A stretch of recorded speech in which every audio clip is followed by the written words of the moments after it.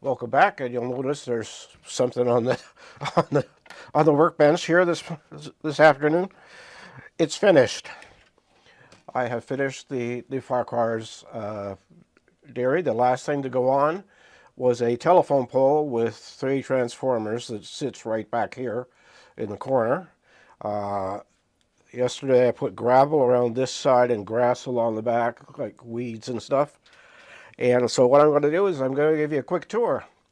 And I'm going to talk a little bit about, is scratch building really worth what it costs? Anyway, so once again, my name's Dave. This is Macaro Siding, my N-scale layout. And this is going to be the latest addition to my layout, this Farquhar's dairy. And I'm just going to adjust this so it's the right way. Okay. So, what are we going to do? We're going to go to, so there's an aerial view. And so we've got semis in here with all the decals and everything on them. We've got some panel trucks here. And we've got an extra semi. And in this corner we have a tanker that is delivering milk. Typically they're this bright chrome, so we'll just pretend it's really chrome. It's not as glossy as I thought it was going to be, but it's good enough.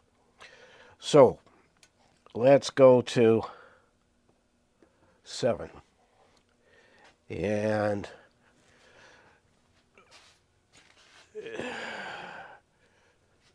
I gotta get around to this side so I can control it. So here we have the side where they park the cube vans and have electrical connections for plugging the vehicles in. So I gotta loosen up the tripod head. There we go. So there in the corner is that telephone pole I was talking about. And then there's a tank on the side of the building, and you see all the wiring here that's there for plugging the vehicles in. So we're going to back out a bit more, and I'm going to start. I got to reach underneath here, and I don't know which way it's going to turn when I hit this button. There we go. So here we have the back of the building. So we have the telephone pole I was talking about, some vents, more vents, and grass along the back. On this side, we've got gravel that comes to the front corner. And here we have the vehicles, the office, and we're back to the front again. So what we're going to do is we're going to turn this off. There we go. And we're going to spin it just by hand so you can see.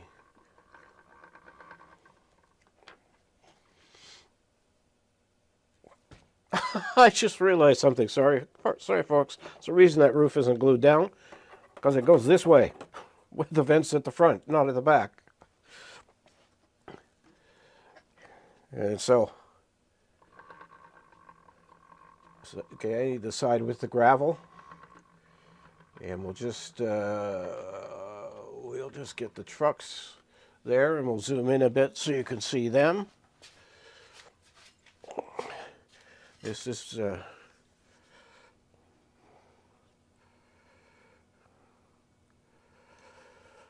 so all the trailers have the Farquhar graphic on them. And then we move over, and we have the entrance into the dairy from the street. We have the building that juts out. I don't know what that building's for, but it was definitely added afterwards. The one thing that's wrong here is that roof should be tar paper, and I have tar paper coming. The gentleman emailed me yesterday or the day before to tell me that here's the milk delivery. and then more the cube vans, and we're back to that corner again. So I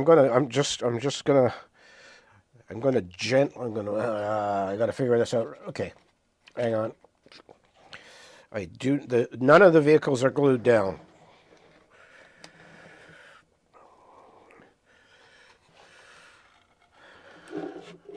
Oh, I can't do that. Hold on, I've got to disconnect the power.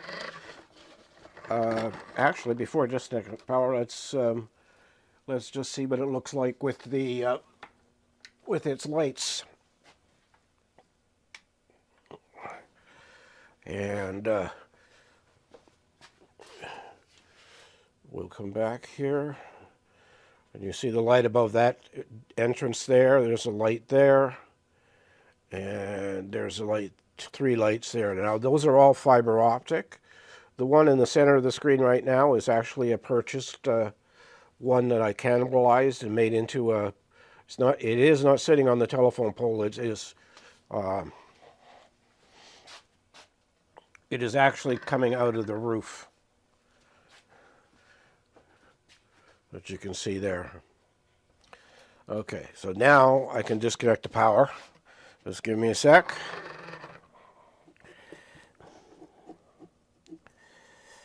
I just have these little battery. Okay, so now this comes up, this goes away.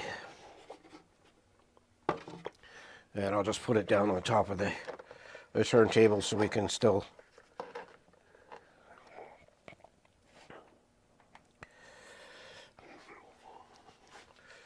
So we'll go back over here, and you know it's out of focus, guys, so just give me a sec. And I've got to back it up.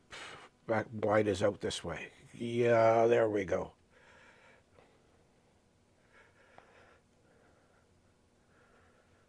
Yeah. And now I got to lock it down and focus just to make sure, absolutely sure. There we go. All right. So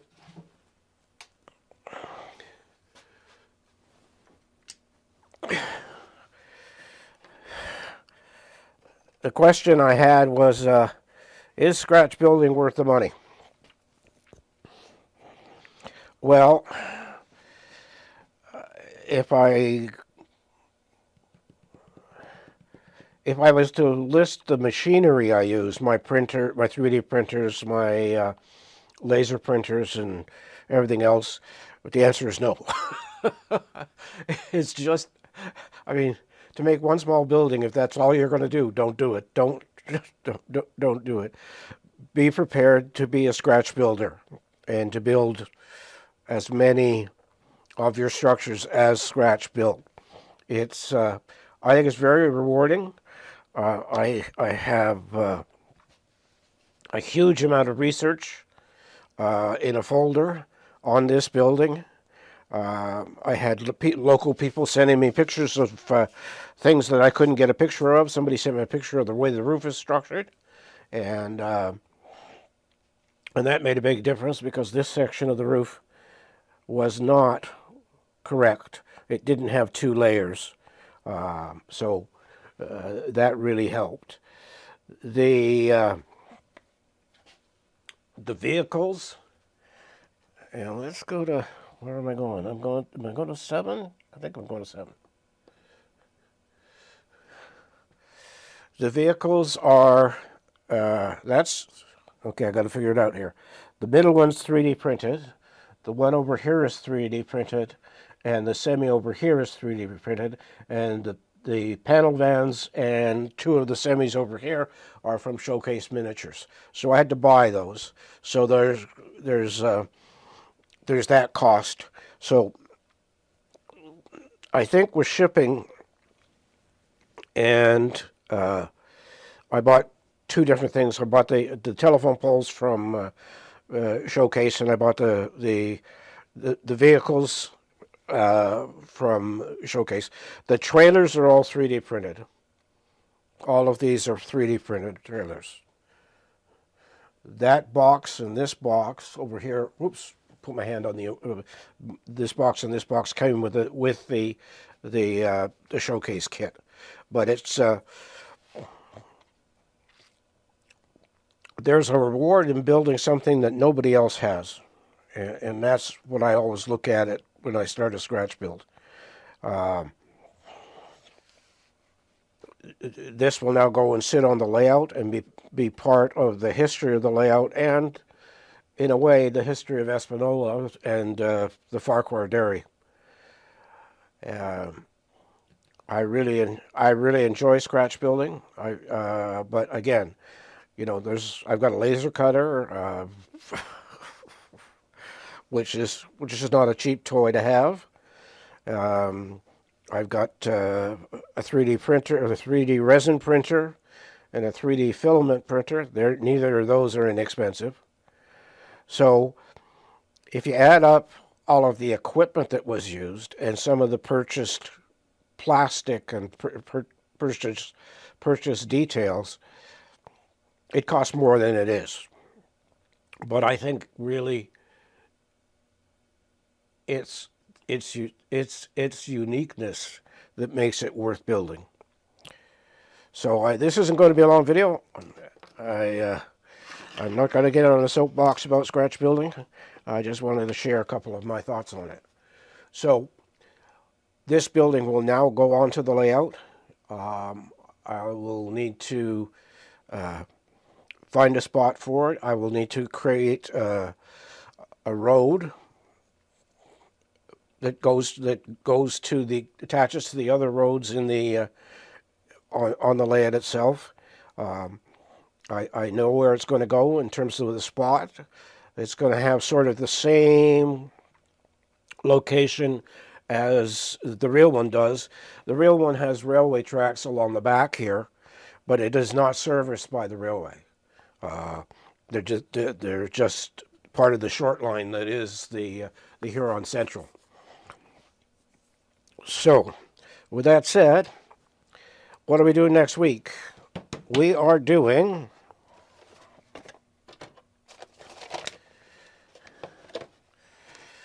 Eden Valley Depot N-Scale Craftsman Kit. I have several pictures of the original Macaro siding train station that was on the CP line that Huron Central now uses, and I'm going to build it, and it is a kit, but it doesn't look as difficult as the last one I built, and it definitely has more pictures and stuff in the instructions. So next week we start on another Macaro building, Macaro Espanola building, and that is the train station that used to be on the CP line. So thank you for watching. Like, comment, and subscribe. I'm very impressed with the number of subscribers we have, and I do have a TikTok channel, and it's called macarosiding.nscale, I think, or at Macaro Siding on TikTok, where I've been posting pictures and videos. So, as always, take care of yourself, take care of your family, and I'll see you next week with a brand new build. Bye for now. Thank you.